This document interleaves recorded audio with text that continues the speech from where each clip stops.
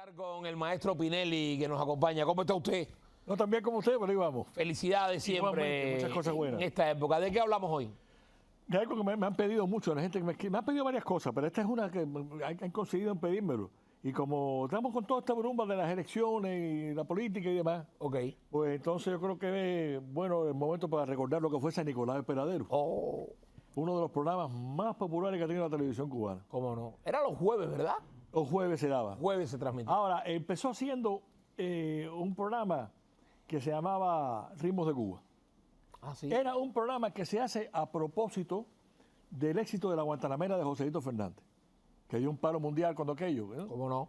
Y entonces en 1963 ya se reúne la gente en un grupo de creadores y empiezan a hacer el programa. Y le ponen un sketch. Llamaron a Cheobenel Puig, porque como era la Guantanamera, querían hacer música de época. Ok. Invitaban a Barbarito Diez, Joséito mismo, había gente de plantilla y se hacía un sketch. Pero pronto a José Manuel Carballido Rey, guinero, Claro. nació en Guine en 1910, él ya había tenido el éxito maravilloso aquel de Detrás de la Fachada, desde 1957. Era de los guionistas aquello La fachada empezó antes entonces. 57. Mira eso. Entonces, ¿qué pasa? Que Carballido se da cuenta de que el sketch se está comiendo la música. Ya. Y entonces dice, vamos a meterle entonces en serio con todos los hierros. Empieza a sacar artistas de ese tipo de artistas que cuando sale al escenario no tiene que abrir la boca para que la gente arranque a aplaudir. Claro. Solamente su presencia inspira respeto, cariño, homenaje y empieza a reunir a todo el mundo. Y él crea ya los personajes de lo que es aquel pueblecito de San Nicolás de Peladero. Claro. El alcalde, la alcaldesa, El alcalde se llama Plutarco Tuero. Plutarco Tuero. Es como- Y cogió a Enrique Santiesteban, Mira tú. que llevaba toda una vida en eso, un gran actor. ¿Cómo no? Era el galán por excelencia Maduro. Le decían en la vez, él tenía un programa que decía, bebe de mi copa, pequeño. Bebe de mi copa. Aquella pequeño. cosa, ¿no? Sí mismo. Entonces, bueno, agarra a Santiesteban por un lado, la excelsa María de los Ángeles Santana, que no quería hacerlo. Hacía remigia. Porque ella era actriz de opereta, era de zarzuela de costumbres españolas y cubanas, pero no era actriz de libreto. Claro. Pero se podía hacer de todo. Y entonces, al principio yo no quería, pero después, cuando vio el elenco, llama a mi papá, le dijo al viejo, quiero un cronista de la época. Y el viejo, mira, no me acuerdo los nombres ahora, pero él se inspira en dos cronistas de pueblo, Ajá. que eran muy rebuscados, con un lenguaje muy sofisticado. Y entonces, de esos dos influencias, él crea el estilo de Éufrates del Valle. Éufrates del Valle siempre. Y eso, el papel está muy caro, de que siempre estaba tumbando, ¿no? ¿Cómo no? Entonces ya se va adornando de más Ñico Rutina, o sea, ¿no? Carlos Montezuma. Montezuma.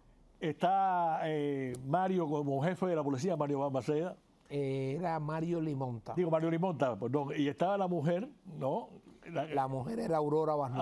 Aurorita más nuevo. ¿Cómo no?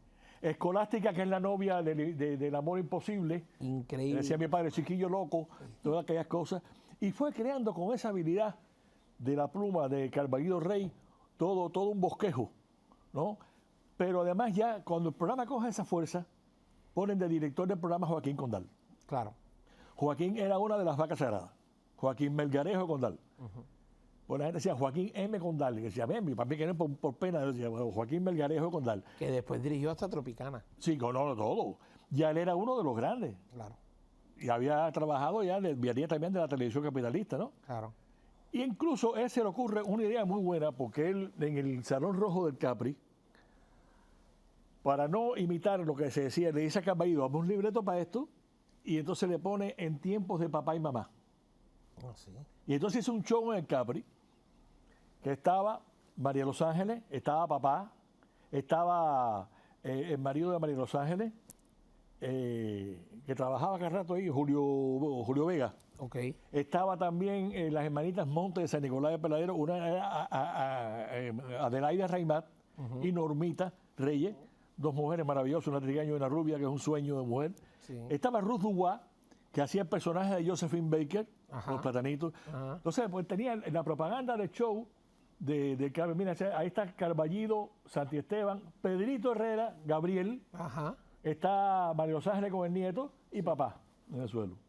Eso fue en casa de María Los Ángeles. ¿Qué tiempo, Javier? Lograron hacer toda una cosa, un interés tremendo, y fueron tan inteligentes que con el pretexto de que se estaban burlando del pasado, Le echaban al presente, que era lo más grande del mundo. nadie los tocaba. Claro. Tan es así, bueno, Caballero no falló nunca. Una vez que estuve enfermo, algo de eso, hice 2 o 3 programas con el hermano Enrique Núñez Rodríguez, algo así. Pero estuvo 20 años en el aire, de 1963 a 1983. Yo recuerdo perfectamente esa época. Es una cosa increíble el tiempo que duró, además lo que arrebató. Francisco Almeida, que era un estudiante, se había presentado como tenor en un programa que no era Todo el Mundo Canta, era un programa que hubo antes de concurso de canto. Sí. Llamó la atención por su figura estirada y los ojos claros, era casi como Interpretaba mayordomo. Agamenón. Entonces hacía el Agamenón. Agamenón, que le daba la oportunidad a María de los A María de lucirse. de lucirse en su... La hija de María Los Ángeles, Marianita Ramírez Corría, ¿Cómo no? Por supuesto. pero ahí también estuvo, ahí trabajó mucha gente también. Bueno, pasó... Arredondo. Arredondo.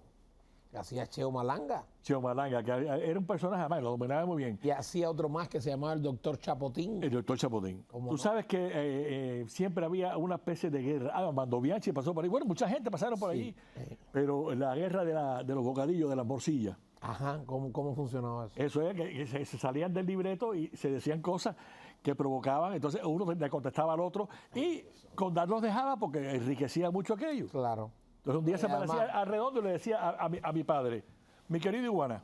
Entonces el viejo daba la vuelta y sin decírselo le decía a un nuco. Se tiraba los ojos, era una cosa. Yo me metí ahí a ver los ensayos, disfrutar. Yo no, una pila de gente iba a sapear Ya. a ver aquello ahí. Es que yo creo que pudo convivir en ese mismo momento mucho talento. Ahí donde está la cosa. Mira, él ya habían venido a menos. Ya Enrique Santasteban no era el galán impresionante de la voz profunda. Sí. Entonces ya era una gente que había logrado un cariño en el público que aceptaban lo que hiciera. Al verlo en cosas que era tan simpática, pues lo aceptaban con mayor cariño. María Los Ángeles igual se ganó a todo el mundo. Entonces, todo el mundo quería imitar a Eufrates del Valle, porque era el cariño de tanta gente Sí. haciendo una cosa que para otra gente estaba prohibida. Claro. Porque Caballero fue tan inteligente que con la burla al pasado venía a hacer una cosa de los sainetes criollos que ya se habían perdido. Exactamente. Entonces fue como anillo al dedo. Es una cosa que y es uno de los triunfos grandes de la televisión. El personaje que hacía Limonta era El sargento Arecibia. una cosa... El padre de Alexis Valdés ¿Cómo no? hacía el jefe de la policía con los Jefe de la puerquitos y esa policía, cosa, los ¿no? puerquitos y toda la historia. Y Arecibia era muy ligero también con la cosa de Sí, señor Alexis, hacía una voz. Era un programa Qué maravilla. maravilloso, De verdad que es un momento para recordar. Creo que mucha gente puede haber disfrutado este instante, porque yo recuerdo que la fachada era los miércoles y San Nicolás el jueves. Claro. Y yo recuerdo de muchacho nunca perder eso. Siempre estar ahí. No, delante del televisor. era fanática la gente a San Nicolás. Sí. Además era imperdible. Y siguió con la línea de presentar con los grupos de Chevrolet, porque estuvo mucho tiempo allí. Ajá. Y invitaban a gente como Paulina Álvarez, el mismo Guambarito, Joseito, mucha gente que iba a cantar canciones de época. Maestro Pinelli, siempre es un placer viajar con usted en el tiempo, aprender y recordar tanto de lo que nos hizo y de lo que le debemos a nuestra cultura. Sí, señor. De verdad que sí. Gracias. Continúo con